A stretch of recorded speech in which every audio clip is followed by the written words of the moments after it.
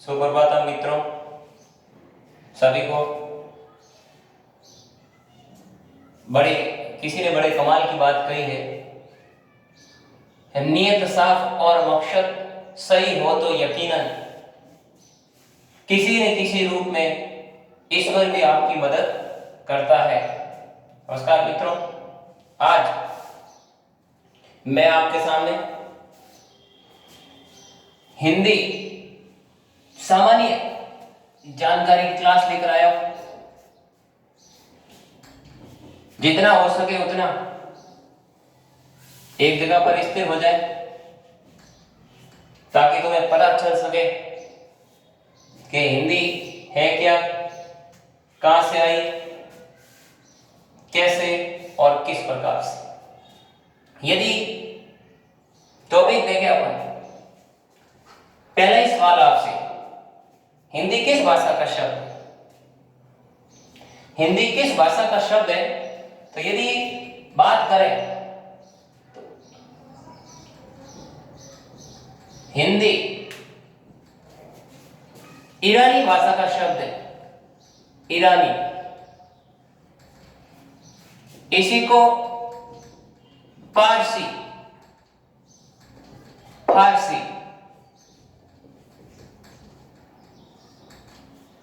मूल तो हिंदी कौन सी भाषा का शब्द है? ईरानी। इस ईरानी को ही फारसी और फारसी कहते हैं, क्योंकि ईरानी भाषा के अंदर प और फ का उच्चारण प ही करते हैं। त और थ का उच्चारण त ही करते हो। स का उच्चारण वो ह में करते हैं। स का उच्चारण वो किस में करते हैं? ह में करते हैं। और द का उच्चारण ध में करते हैं। तो मित्रों, भारत की सबसे प्राचीन नदी जिसका नाम क्या है? सिंधु। जिसका नाम क्या है? सिंधु। जिसका नाम क्या है? सिंधु। और इस उच्चारण की वजह से ही ये शब्द बन गया। स का उच्चारण ह में और ध का उच्चारण द में, तो शब्द बन गया हिंदू। शब्द क्या बन गया? हिंदू। और इसी के पीछे लग गई ई। उ और ई मिलकर किसका निर्माण करते हैं? व का। किसका निर्माण करते हैं? व का। किसका निर्माण करते हैं? व का निर्माण करते हैं। और यह ध्यान दो, तो इस हिंदू से ही क्या बन गई? हिंदवी। हिंदू से ही क्या बन गई? हिंदवी। और ये हिंदवी आगे जाकर क्या कहलाई? हिंदी कहलाई। आगे जाकर ये क्या कहलाई? हिंदी कहलाई। तो इस प्रकार से हम देखें तो हिंदी कौन सी भाषा का शब्द हुआ? ईरानी भाषा का। पारसी या ईरानी, इस ईरानी भाषा का ही शब्द है हिंदी। और अगर हम बात करें इस हिंदी शब्द की, या यूं कहें कि हिंदी भाषा की उत्पत्ति कैसे हुई, किस प्रकार से हुई, तो मित्रों मैं एक बात यहां आपको और समझा दूं, ध्यान से थोड़ा बोर्ड की तरफ देना। मैं बताऊं आपको, जिस प्रकार से ये हिंदी बनी है उसी प्रकार से यदि मैं लिखता हूं सिंधु, एक और शब्द लिखता हूं मैं यहां सिंधु, और सिंधु के आसपास का क्षेत्र यानी कि स्थान, आसपास का क्षेत्र क्या हो गया? स्थान। अब ध्यान से सुनना, सिंधु और आसपास का स्थान, ये दोनों ही मिलकर क्या बन गया? हिंदुस्तान। शब्द क्या बन गया? हिंदुस्तान।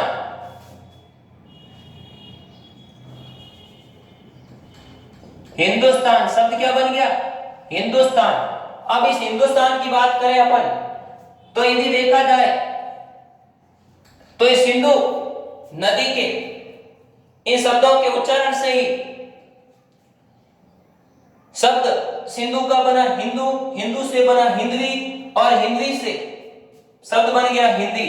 इसी प्रकार से सिंधु और उसके आसपास का स्थान, तो सिंधु स का उच्चारण ह में, ध का उच्चारण द में, तो शब्द बन गया हिंदुस्तान। तो ये हिंदुस्तान, और हिंदुस्तान में बोली जाने वाली भाषा कौन सी हो गई? हिंदी। हिंदुस्तान में बोली जाने वाली भाषा कौन सी हो गई? हिंदी। अब एक बात मैं यहां और कर लूं, ये हिंदी का जो विकास का कालक्रम रहा कब से और कैसे, तो थोड़ा ध्यान देना। मैं कुछ चीजें लिख रहा हूं, उसको थोड़ा। अब यदि अपन बात करें तो हिंदी, अब भारत में सबसे अधिक बोली जाने वाली भाषा कौन सी है? हिंदी। भारत में सबसे अधिक बोली जाने वाली भाषा कौन सी है? हिंदी। तो यदि हम बात करें शुरुआत की, तो शुरुआत का समय था जो, वो किसका था? वैदिक संस्कृत का था। शुरुआती समय किसका था? वैदिक संस्कृत का था। वैदिक संस्कृत के बाद कौन सी भाषा आई थी? लौकिक संस्कृत आई थी। लौकिक संस्कृत। और इस लौकिक संस्कृत के बाद कौन सी भाषा आई थी? पाली। और पाली के बाद कौन सी आई थी? प्राकृत। पाली के बाद कौन सी भाषा आई? प्राकृत। और प्राकृत के बाद कौन सी भाषा आई? अपभ्रंश। कौन सी भाषा आई? अपभ्रंश। और अपभ्रंश का ही एक छोटा सा रूप है जिसको कहते हैं सौर सैनी। क्या बोलते हैं जिसको? सौर सैनी। और इस अपभ्रंश का ही जो बिगड़ा हुआ रूप है, अपभ्रंश का अर्थ होता है बिगड़ा हुआ, इस सौर सैनी से ही किसका विकास हुआ? अपभ्रंश के बाद हिंदी का। किसका विकास हुआ? हिंदी का। अब यहां आपको थोड़ा समझना है, ध्यान देना। हिंदी का विकास इस प्रकार से हुआ था। हम शुरुआत में यदि बात करें तो इसका जो कालक्रम रहा है वो थोड़ा ध्यान देना। जो ईस्वी पूर्व यानी ईसा पूर्व, इस ईसा पूर्व की बात करें तो ईसा पूर्व जो कालक्रम वैदिक संस्कृत का था वो था अपने 1500 ईसा पूर्व से लेकर 1000 ईस्वी तक। 1500 ईसा पूर्व से लेकर 1000 ईसा पूर्व तक। हम यदि बात करें वैदिक संस्कृत में, तो वैदिक संस्कृत के अंदर कैसे इसका नाम वैदिक संस्कृत पड़ा? तो इस समय प्यारे विद्यार्थियों वेद की रचना प्रारंभ हो गई थी। हाँ, एक बात और, वैदिक संस्कृत के अंदर चारों वेद लिखे गए हैं। हम ये पढ़ते हैं सामान्यतः, बिल्कुल नहीं, सरासर गलत है। वैदिक संस्कृत के अंदर केवल और केवल एक वेद लिखा गया है और जिसका नाम है ऋग्वेद। बाकी तीनों का ही जो विकास है वो कौन सी भाषा में है? लौकिक संस्कृत में है। यदि अपन बात करें लौकिक संस्कृत की, तो लौकिक संस्कृत का जो विकास कालक्रम है वो है 1000 ईसा पूर्व से लेकर 500 ईस्वी तक, ईसा पूर्व तक। और यदि अपन बात करें, इनके बीच में 500 का अंतर रहेगा। और यदि अपन बात करें पाली की, तो जो पाली का टाइम पीरियड था वो था 500 ईसा पूर्व से लेकर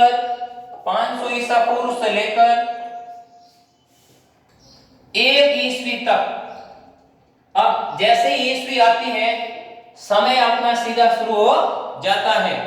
तो प्राकृत का जो टाइम पीरियड रहा है वो रहा है 1 ईस्वी से लेकर 500 ईस्वी तक। अब ईसा पूर्व नहीं, ये ईस्वी है।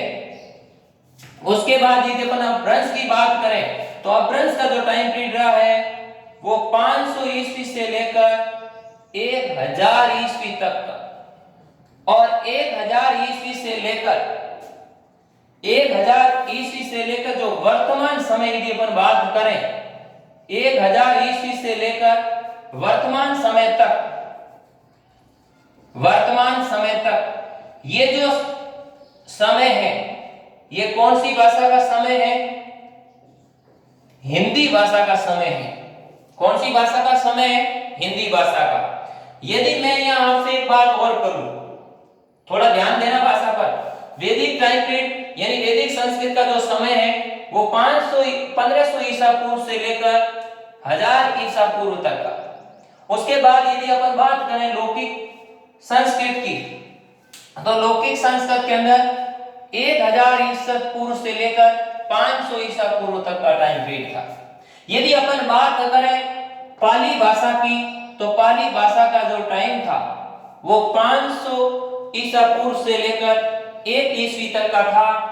और यदि प्राकृत की बात करें तो 1 ईस्वी से लेकर जो 500 ईस्वी तक का टाइम पीरियड है, यानी कि ईसा के जन्म से शुरू हो गया 500 ईस्वी तक। और अपभ्रंश की बात करें तो अपभ्रंश का जो समय है वो है 500 ईस्वी से लेकर 1000 ईस्वी तक। और यदि अपभ्रंश का जो बिगड़ा हुआ रूप हिंदी है, हिंदी का जो टाइम पीरियड है वो है 1000 ईस्वी से लेकर वर्तमान समय तक।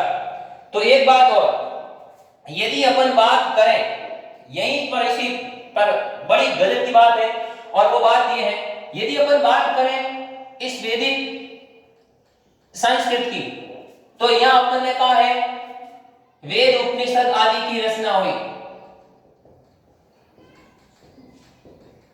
वेद उपनिषद आदि की रचना इसमें, और उसके बाद में यदि अपन बात करें लौकिक संस्कृत की, तो अपन यहां पढ़ते हैं रामायण,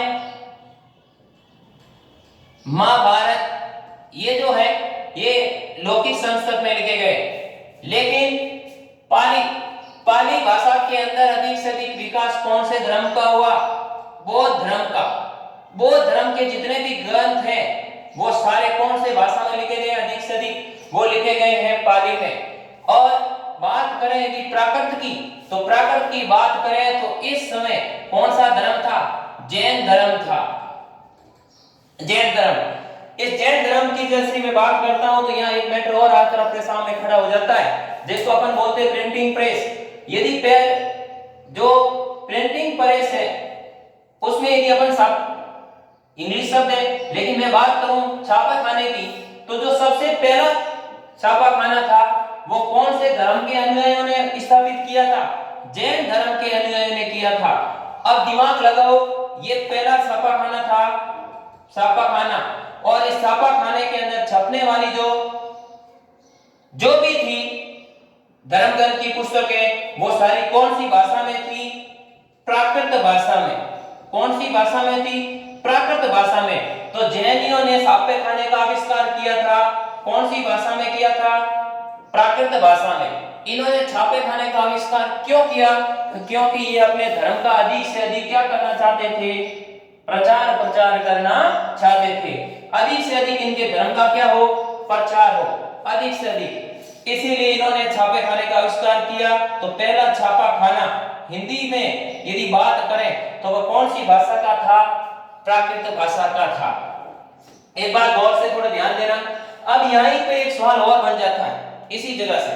यदि बात करें, अब आपसे वो सवाल पूछे कि हिंदी का विकास तो हम कौन से सन में लिखते हैं? 1000 ईस्वी से। लेकिन वो आपसे बात कर दे मानक हिंदी। कौन सी हिंदी? मानक हिंदी। अब इस मानक शब्द का अर्थ क्या होता है? शुद्ध रूप से जो हिंदी का विकास कार्यक्रम है, प्रारंभ हुआ है, वो कब से हुआ है? मानक हिंदी की यदि बात करें तो उसका टाइम पीरियड रहेगा 1100 ईस्वी से। क्यों रहेगा? अब ऐसा तो है नहीं कि 1000 ईस्वी में आते ही तुरंत हिंदी शुरू हो गई, ऐसा नहीं। 1000 ईस्वी से लेकर 100 वर्षों के बीच में अपभ्रंश और हिंदी दोनों चली थी। अब ऐसा नहीं है जैसे ऊपर देखते अपन वैदिक संस्कृत के 1500 से लेकर 1000 ईसा पूर्व तक का जो टाइम पीरियड है, ये जो वैदिक काल, तो यहाँ पर भी थोड़े समय के लिए लौकिक और वैदिक संस्कृत दोनों चली। उसी प्रकार से यहाँ लौकिक संस्कृत और पाली भी चली है। उसी प्रकार यदि अपन यहाँ देखें तो पाली और प्राकृत भी चली है। तुरंत एकदम भाषाएं हटेगी नहीं और नहीं आएगी नहीं, ऐसा नहीं होगा। कहने का मतलब है कि जो वास्तव में हिंदी का मानक विकास है वो लगभग कौन सी ईस्वी से माना जाएगा? 1100 ईस्वी से माना जाएगा। लगभग 100 वर्षों का अंतर है। अब यदि अपन बात करें हिंदी की, आगे बढ़ते हैं। ये हिंदी का जो सामान्य विकास अब हिंदी के सामान्य परिचय की यदि अपन बात करें, मेरे ख्याल से आपको अच्छी तरह से समझ में आया होगा। अब यदि यहाँ देखें तो वैदिक संस्कृत के अंदर वेद उपनिषद लिखे गए, लौकिक संस्कृत के अंदर रामायण महाभारत, पाली के अंदर बौद्ध धर्म का अधिक से अधिक क्या हुआ, प्रचार हुआ, और जैन धर्म प्राकृत में अधिक से अधिक प्रचार हुआ। जैनियों ने अपने धर्म का प्रचार करने के लिए छापे खाने का जो प्रथम छापा खाना बना था हिंदी के अकॉर्डिंग, अर्थात जो कौन सी भाषा में बना था, प्राकृत भाषा में बना था। जैनियों ने इसका आविष्कार क्यों किया, अधिक से अधिक अपने धर्म का प्रचार करने के लिए। फिर प्राकृत से क्या आई, अपभ्रंश, और इस अपभ्रंश का यदि शाब्दिक अर्थ देंगे तो शब्द बनता है बिगड़ा हुआ। तो इससे ही टूटकर एक छोटा सा इसका भाग है स्वर श्रेणी, और इस स्वर श्रेणी यानी कि अपभ्रंश के बाद भाषा कौन सी आई, हिंदी। अब यदि अपन यहाँ देखें तो हिंदी का टाइम पीरियड है, ऐसे सीधा पूछा जाए तो हिंदी का समय, तो हम क्या लिखेंगे 1000 ईसा पूर्व, लेकिन वो पूछे मानक हिंदी का समय तो कौन सी ईस्वी से वास्तविक रूप से 1100 ईस्वी से माना जाएगा। आगे इसी क्रम में हम चलते हैं हिंदी।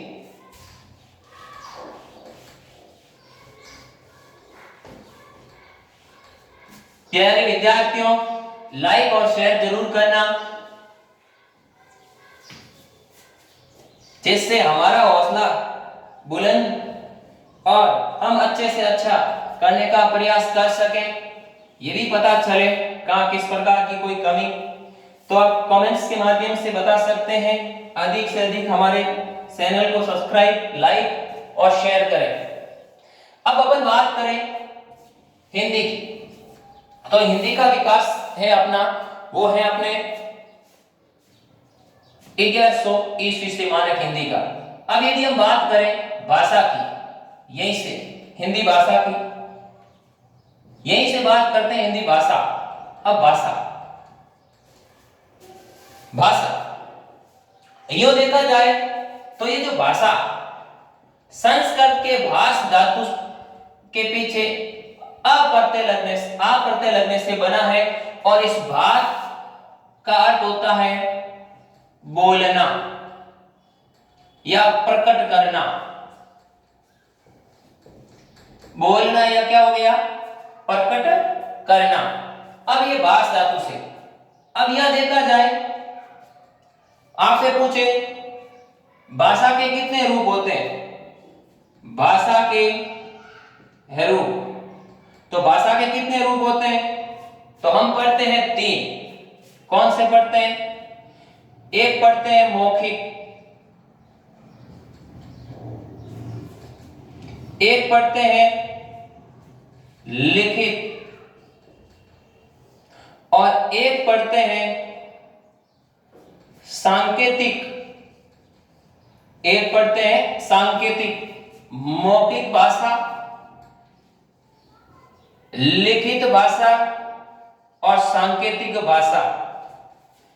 मौखिक भाषा, लिखित भाषा, सांकेतिक भाषा। लेकिन सवाल ऐसे भी पूछा जा सकता है, मूर्त भाषा के रूप, मूल रूप यानी तो मूलतः या मूल रूप से भाषा के रूप, तो मूल रूप से भाषा के 2 रूप होते हैं, एक होता है मौखिक और दूसरा होता है लिखित। दूसरा कौन सा होता है, लिखित होता है। तो इसमें यदि अपन एक और बात कर दे भाषा के ऊपर, मौखिक भाषा, कौन सी भाषा, मौखिक भाषा, फिर कौन सी भाषा, लिखित भाषा, और फिर कौन सी भाषा, सांकेतिक भाषा। सबको पता है। छोटी बात यदि देखी जाए तो, लेकिन ध्यान देना, सवाल पूछेगा ये भाषा किसे कहते हैं, तो मनुष्य एक सामाजिक प्राणी है। मनुष्य एक सामाजिक प्राणी है। सामाजिक, मनुष्य एक सामाजिक प्राणी है, और ये अपने विचारों को जिस माध्यम से प्रकट करता है या समझाता है, बताता है या बोलता है, जिस माध्यम से, उसी माध्यम का नाम क्या है, भाषा है। उसी माध्यम का नाम क्या है, भाषा है। अब ये भाषा, तो मूलतः कौन सी भाषा का है, भाष शब्द कौन सी? मूलतः संस्कृत का। मूलतः कौन सी भाषा का है? संस्कृत। भाष धातु से आ प्रत्यय लगने से शब्द बना है भाषा। और भाषा, इस भाष का ही जो अर्थ होता है वो होता है बोलना या प्रकट करना।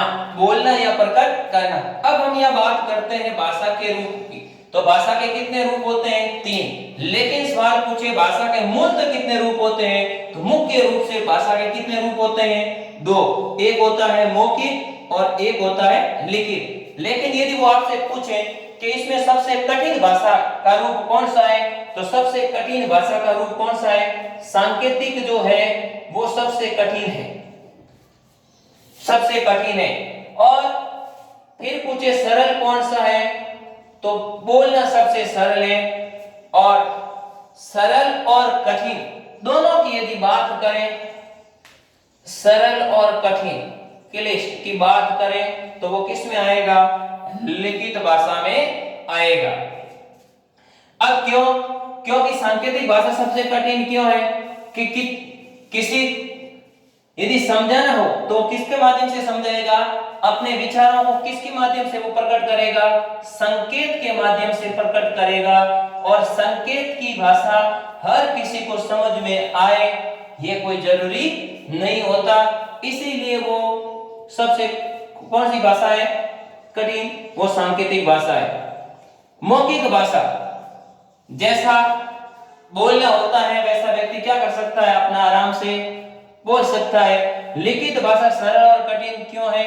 क्योंकि इसको बोलने के साथ थोड़ा लिखना भी पड़ता है। बात ये नॉर्मल थी, लेकिन अब ध्यान से सुनो। सबसे पहले शब्द पूछा था भाषा किसे कहते हैं? तो भाषा किसे कहते हैं? मनुष्य एक सामाजिक प्राणी है और वह अपने विचारों को, हाव और भावों को जिस माध्यम से प्रकट करता है, जिस माध्यम से क्या करता है? प्रकट करता है। विचारों और भावों को जिस माध्यम से वो प्रकट करता है, जिस माध्यम से वो क्या करता है? प्रकट करता है, उसे हम क्या कहते हैं? भाषा कहते हैं। उसे हम क्या कहते हैं? भाषा कहते हैं। अब भाषा के सबसे पहले बात करें अपन मौखिक। मौखिक भाषा, जब व्यक्ति या जब कोई व्यक्ति अपने विचार बोलकर प्रस्तुत करता है और सामने वाले का समझता है, तो भाषा कौन सी हो गई? मौखिक भाषा। और जब कोई व्यक्ति अपने विचारों को लिखित माध्यम से प्रस्तुत करता है, तो वह भाषा कौन सी हो गई? लिखित भाषा। और जब कोई व्यक्ति संकेत या इशारे के माध्यम से अपने विचार और भावों को प्रकट करता है, वह भाषा कौन सी हो गई? सांकेतिक भाषा। अब यदि अपन बात करें भाषा की, आगे चलते हैं और इसी को भाषा की बात में यदि अपन आगे बढ़े, तो हिंदी भाषा के अंदर यदि हम बात करें, तो हमारे भारत के संविधान, भारत के संविधान में, भारत के संविधान में भाग 17 और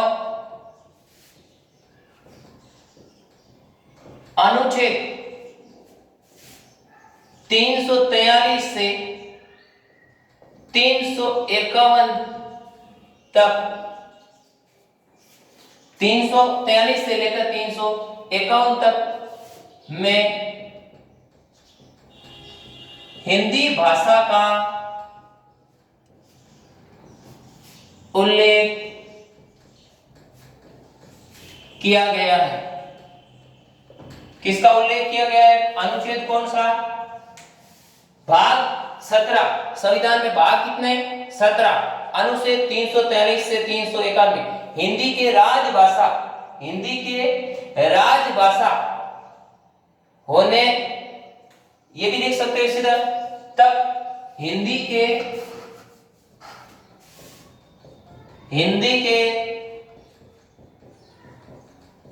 राजभाषा होने का उल्लेख किया गया है। हिंदी की राजभाषा होने का क्या किया गया है? उल्लेख किया गया है।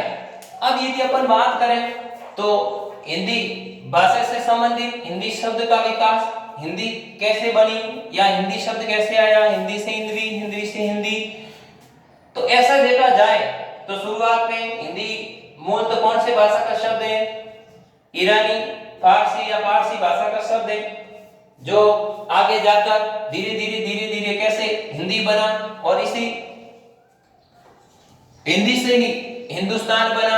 अब यदि अपन एक छोटी सी बात यहां करें तो मैं एक लास्ट बात करूं तो इसमें ये दिखा है कि विश्व में सबसे अधिक बोले जाने वाली, भारत में सबसे अधिक बोले जाने वाली भाषा की बात करें तो भारत में कौन सी भाषा बोली जाती है? हिंदी। भारत में कौन सी बोली जाती है? हिंदी। लेकिन अपन यदि बात करें विश्व की बात करें तो विश्व में सबसे अधिक एक भाषा है चीनी, और चीनी भाषा में कौन सी भाषा है? मंडारिनी। और ये मंडारिनी भाषा सबसे अधिक बोली जाती थी, लेकिन अब ये चेंज हो चुकी है। पिछले 6-7 महीनों से संपूर्ण विश्व में भी सबसे अधिक बोले जाने वाली भाषा पहले नंबर पे आ गई है, और वह भाषा कौन सी है? हिंदी है। ऐसा कहा जाए अधिक से अधिक 10 देशों के अंदर बोली जाने वाली भाषा कौन सी भाषा है? वो हिंदी। लेकिन इससे पहले कौन सी भाषा थी? चीनी भाषा थी। कौन सी भाषा थी? चीनी भाषा थी। नमस्कार मित्रों, धन्यवाद। अधिक से अधिक लाइक और शेयर करें। आप हमारा हौसला अफजाई करते रहें। मैं इससे बढ़िया से बढ़िया और बेहतरीन से बेहतरीन करने का प्रयास करता रहूं, उसके लिए आपका सहयोग भी जरूरी है। धन्यवाद।